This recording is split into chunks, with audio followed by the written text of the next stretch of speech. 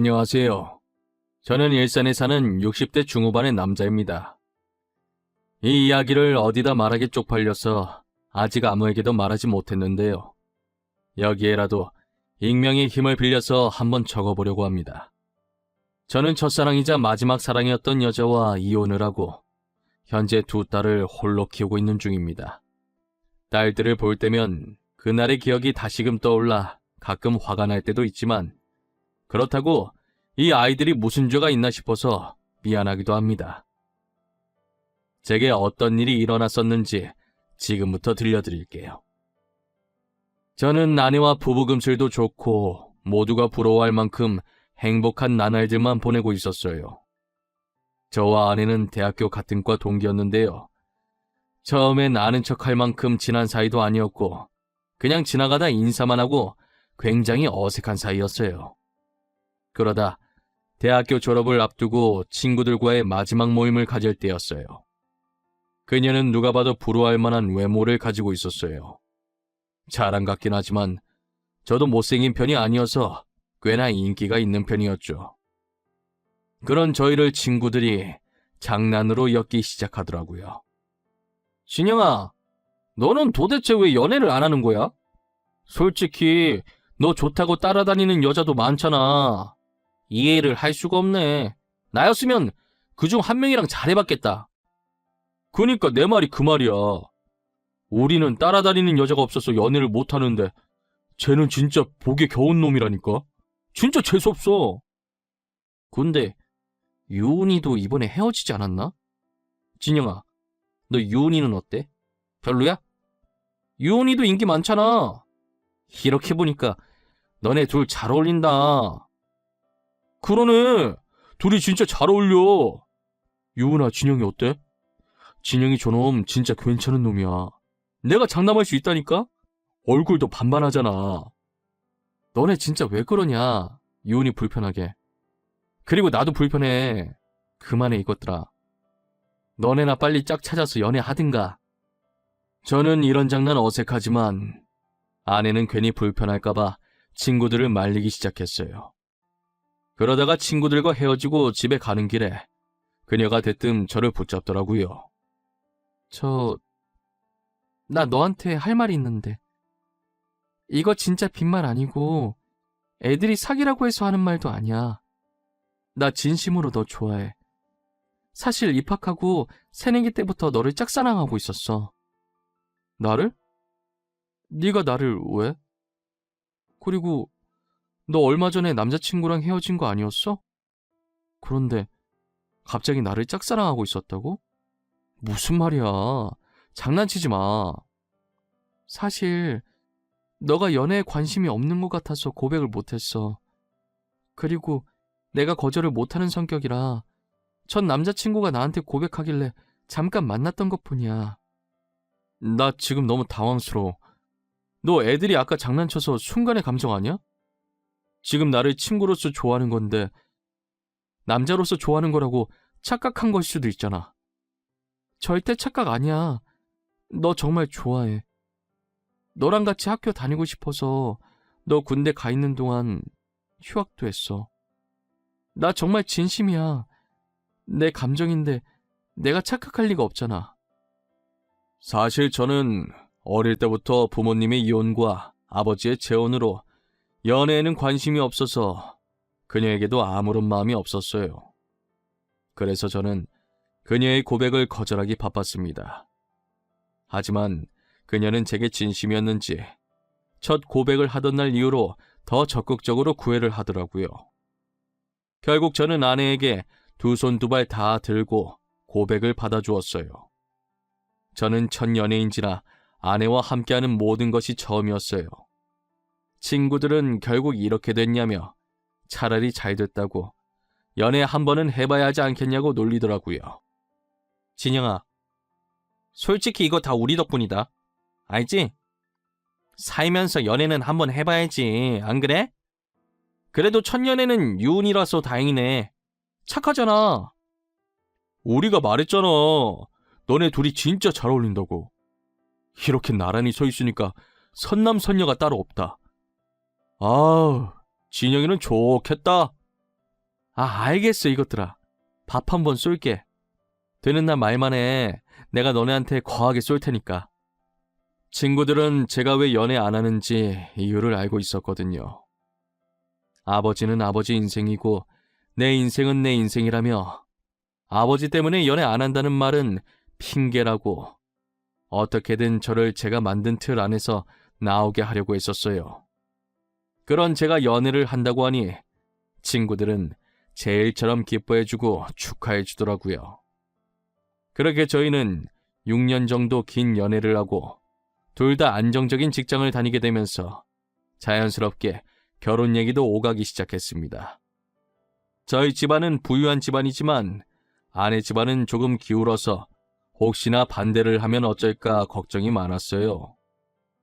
게다가 저는 대기업을 다니고 아내는 나름 탄탄한 회사긴 하지만 중소기업에 다니고 있었죠.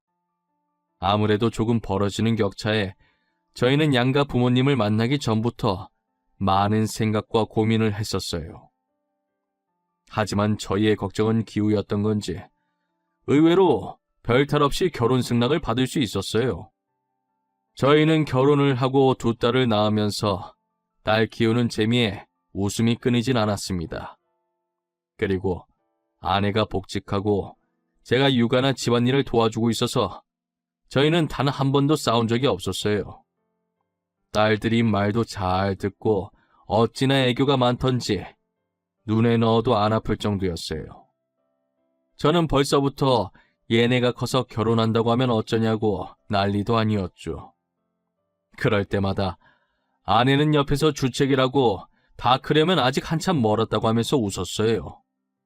저희 딸들이 태어난 후 1, 2년까지는 아내와 반박이었어요. 하지만 크면 클수록 딸들의 얼굴에 아내의 얼굴이 사라지더라고요. 그렇다고 해서 제 얼굴을 닮은 것도 아니었어요. 그러면 안 되는 걸 알지만 그때부터 상당히 좋지 않은 느낌이 드는 거예요. 저는 저와 닮은 구석이 전혀 없는 딸을 보면서 아내를 의심하기 시작했어요. 혹시나 하는 마음에 아내가 잘 때 아내의 휴대폰을 들고 거실로 나왔습니다. 아내의 폰에 잠금이 걸려 있었는데 다행히 제 생일이라서 쉽게 풀 수 있었어요. 저는 곧바로 카톡방부터 들어가서 남자들과 나눈 대화가 없는지 찾아보기 시작했어요. 그런데 연락하는 남자라고 해봤자 저와 사촌 오빠 이렇게 둘뿐이더라고요. 다른 건 지극히 평범한 업무 연락밖에 없었어요. 저는 괜히 의심을 한 건가 하는 생각이 들면서 아내에게 미안했어요. 그로부터 얼마 뒤 아내가 야근을 한다길래 밤에 여자 혼자 돌아다니면 위험하니까 제가 아내를 데리러 아내 회사에 찾아간 적이 있었어요. 아내 부서를 찾다가 회사 직원이랑 마주쳤는데 아내가 이미 퇴근하고 없다는 거예요. 혹시 죄송하지만 마케팅부 김유 대리님 자리가 어딘지 아시나요? 김유 대리님이요? 마케팅부라면 아까 퇴근 시간에 다 같이 퇴근하셨는데요. 그런데 무슨 일 때문에 그러세요? 지금 이 시간이면 야근하는 사람 말곤 다 퇴근하셨어요. 아, 김유은 대리 남편인데요. 오늘 야근한다고 하길래 데리러 왔거든요. 제가 잘못 알았나 봐요. 일하시는데 방해했네요. 죄송합니다. 아내가 퇴근했다는 얘기를 들은 저는 도대체 왜 거짓말을 한 건가 싶었어요. 그렇다면 지금 아내는 어디에 갔을까 생각하게 되었죠. 결국 저는 다시 아내의 외도를 의심하기 시작했습니다. 다음 날에도 아내는 프로젝트 때문에 야근을 한다고 하더라고요. 저는 이날 아내의 뒤를 몰래 쫓아가 보기로 마음먹었어요. 저희 회사가 아내 회사보다 일찍 마치기 때문에 퇴근하자마자 아내 회사로 갔습니다. 아내 회사 주차장에서 몰래 아내가 나오기만 해 지켜보고 있는데 아내가 어떤 남자와 같이 회사에 나오더니 나란히 한 차에 올라타더라고요. 남자의 얼굴을 자세히 보는데 아내의 사촌오빠였어요. 저는 아내에게 사촌오빠와 같은 회사에서 일한다는 얘기를 들은 적이 있었어요. 하지만 사촌오빠와의 약속이 있다고 제게 사실대로 말하면 됐을 일을 왜 굳이 거짓말까지 치면서 만나는 건가 싶었어요. 저는 아내가 타고 있는 차 뒤를 바짝 붙어서 쫓아가기 시작했어요. 혹시라도 놓칠세라 잔뜩 긴장한 상태로 운전해서 그런지 손에 땀이 다 나더라고요. 그들이 도착한 곳은 호텔이었어요. 둘은 익숙한 듯 자연스럽게 체크인하고 들어가더라고요. 저는 들어가는 모습과 체크인하는 모습을 몰래 동영상으로 찍어놓았어요. 혹시나 해서 찍어두긴 했지만 도대체 사촌오빠와 단 둘이서 호텔에 들어갈 일이 뭐가 있나 싶었죠. 일단 외간 남자는 보이지 않는 것 같아서 혼자 집으로 돌아왔습니다. 아내는 늦은 밤이 되어서야 집에 들어왔어요. 분명 아내는 제게 먼저 자고 있으라고 문자를 보냈었는데 제가 안 자고 거실에 앉아 있으니 문 열고 들어오는 순간 까무라치게 놀라더라고요. 뭐야 당신, 왜 이렇게 놀라는 거야? 귀신이라도 본 사람 마냥. 뭐 죄 지은 거라도 있나 봐? 죄는 무슨, 아무것도 아니야. 근데 당신 왜 안 자고 있었어? 내가 먼저 자라고 문자 보내놨잖아. 내일 출근 안 해? 일찍 일어나야 하는 거 아니야? 그러는 당신은 왜 이제 와? 나한테는 야근한다고 하더니 사촌 오빠랑 약속 있었던 거 왜 말 안 했어? 당신이 그걸 어떻게 알았어? 내가 사촌 오빠랑 약속 있었던 거 어떻게 알았냐고. 혹시 내 뒷조사하고 다녔어? 왜 이렇게 흥분을 해?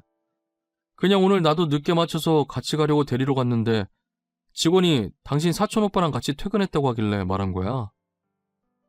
아, 그랬어? 연락하고 오지 그랬어. 오늘 일이 생각보다 빨리 끝나더라고. 그래서 사촌 오빠랑 같이 저녁 먹고 들어왔어. 이야기 좀 나누다 보니까 늦어버렸네. 아내는 당황해하더니 나름 자기 딴의 변명을 늘어놓더라고요. 저는 끝까지 거짓말을 하길래 뭔가 있다고 생각하고 증거를 모아야겠다는 생각이 들었어요. 그날도 어김없이 아내가 자는 틈을 타 아내의 휴대폰을 몰래 봤어요. 그런데 아내의 카톡에 있던 사촌 오빠와의 대화는 평범하더라고요.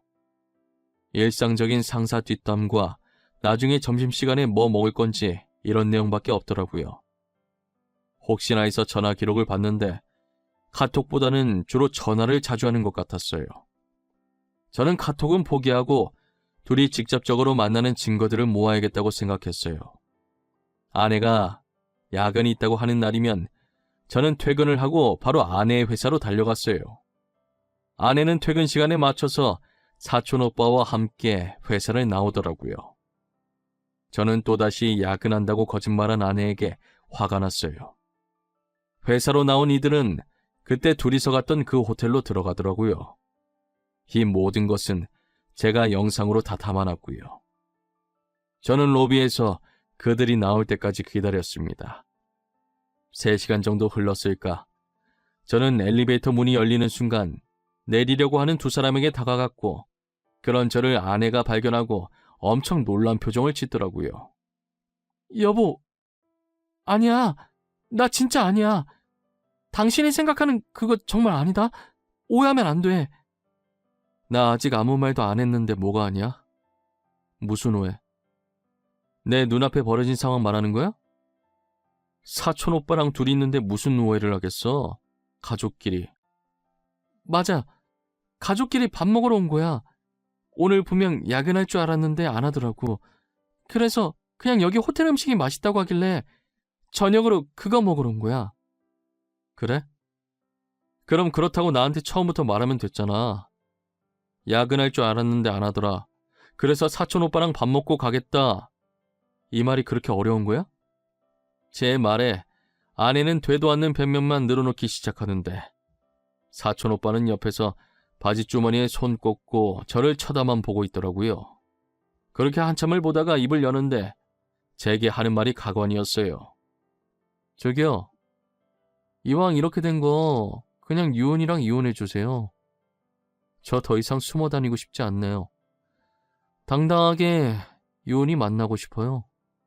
그게 무슨 소리예요? 당당하게 유은이 만나고 싶다니요? 지금 뭐 둘이서 연애라도 하겠다는 거예요? 이미 눈치챈 거 아니었어요? 그래서 이렇게 뒤쫓아온 거 아니냐고요. 네, 맞아요. 당신 예상대로 저 유은이 사촌오빠 아닙니다. 그니까 이제 유은이 놓아주시라고요. 오빠, 지금 뭐라고 하는 거야? 아니야, 여보, 절대 아니야. 사촌오빠 맞아. 나 믿어줘, 어? 다음부터 솔직하게 말할게. 제발 한 번만 봐줘. 잠시만. 사촌오빠가 아니라고? 그게 무슨 말이에요? 그럼 둘이서 바람을 폈다 이 말이에요? 당신이 설명해봐. 지금 내가 한 말이 맞는 거냐고! 알고 보니 그 남자는 사촌오빠가 아니라 상간남이었더라고요. 저는 계속해서 야근한다고 거짓말 치길래 따지고 있었는데 상간남은 제가 모든 것을 다 알고 뒤쫓아왔다고 생각을 했던 거죠. 그래서 사실은 사촌오빠가 아니라 상간남이라고 밝힌 것이고요. 사실 둘 사이를 의심을 하긴 했지만 직접 들으니 너무 충격적이더라고요. 저는 그 자리에서 아내에게 이혼하겠다고 선포했습니다. 아내는 절대 이혼할 수 없다며 한 번만 봐달라고 하더라고요. 제가 절대 봐줄 생각이 없다고 했더니 그럼 아이들은 자기가 데리고 가겠다고 했어요. 딸들은 제 친딸이 아니라고, 사실 상간남의 딸이라고 하면서요. 아내는 제가 부유한 집안의 자식이라는 걸 알고 일부러 접근한 것이었어요. 그래서 제 호적에 있는 딸들을 데리고 가서 양육비라도 받을 작정이었던 거죠. 하지만 저는 제 친딸이 아니라고 해도 제가 사랑으로 키운 자식들이니 친딸이나 마찬가지라고 절대 줄 수 없다고 했습니다. 저는 그동안 모아둔 증거들과 호텔에서 삼자대면 하고 있을 때 몰래 녹음했던 것들로 이혼 소송과 상간남 소송을 손쉽게 해결할 수 있었습니다. 당연히 딸들의 양육권도 제가 가지고 올 수 있게 된 거죠. 알고 보니 그 남자는 아내가 부유한 집안인 줄 알고 있더라고요. 그래서 저한테 그렇게 당당하게 나왔던 것이고요. 아내가 입은 옷과 가방이 모두 명품이었는데 그게 제 돈이었던 건 몰랐나 봐요. 명품으로 휘감은 겉모습만 보고 부자인 줄 알고 아내에게 접근했던 거예요. 쥐뿔도 없는 아내와 상간남은 제게 위자료로 전 재산을 주고 나락으로 떨어지게 되었습니다. 제가 익명으로 그들이 다니고 있는 회사 커뮤니티에 글을 올리고 회사 팩스로 증거 사진들을 보내니 소문이 퍼져서 다니던 직장에서도 잘리게 되었어요. 이력서를 아무리 넣어도 인사고과가 좋지 않아서 뽑아주는 회사가 없었다고 하더라고요. 이건 본인들 무덤을 본인들이 직접 판 것이라고 생각합니다. 저는 그런 그들에게 아이들 양육비는 받을 생각은 하지도 않았어요. 오히려 온전히 제 힘으로 아이들을 키울 수 있어서 좋았어요. 그래야 제 자식이라고 떳떳하게 말할 수 있을 것 같았거든요. 딸들은 홀아버지 밑에서 반항도 한 번 안 하고 사춘기 없이 잘 자라줬어요. 큰딸은 의사가 되었고 막내딸은 공부를 더 하고 싶다고 해서 현재 유학을 갔어요. 최근 전 아내가 딸들이 너무 보고 싶다고 제게 연락을 했더라고요. 그래도 친엄마라고 딸들에 대한 모성애는 있었나 봅니다. 저는 연을 끊게 할 자격까지는 없으니 만나기는 해줘야겠다고 생각했어요. 둘째는 해외에 있어서 못 보고 큰딸은 엄마를 한번 만나보고 싶다고 하더라고요. 그래서 큰딸이라도 전 아내와 만나게 해줬습니다. 그런데 전 아내를 만나고 집에 돌아온 딸은 씩씩거리면서 화를 내기 시작하더라고요. 아빠, 나 다시는 엄마라는 사람 안 만날 거야. 그러니까 엄마 연락 오면 나한테 말하지 마. 나 찾으면 없다고 해.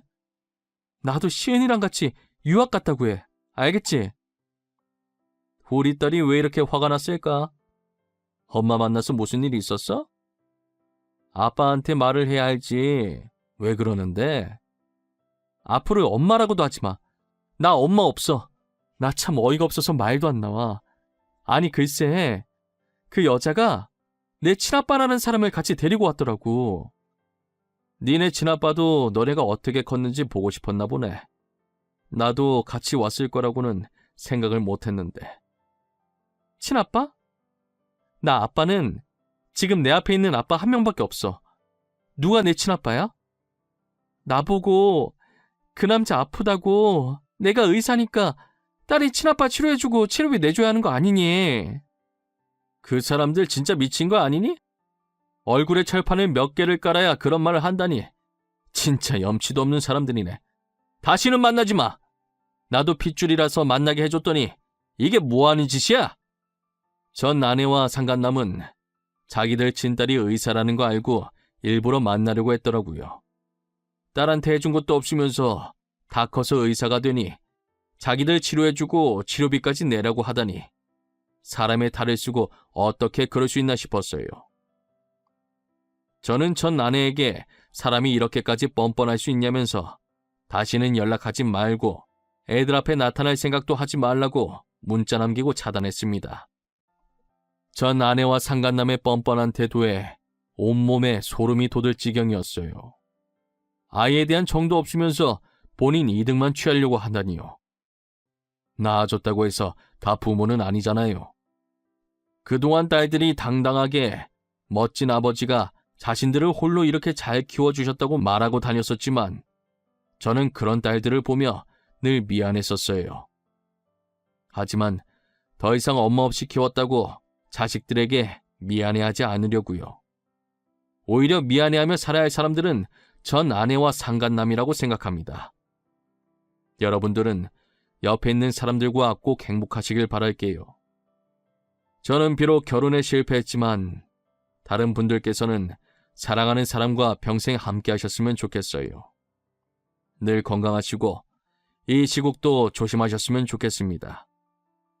이때까지 저의 이야기를 들어주신 모든 분들께 감사합니다. 행복하세요.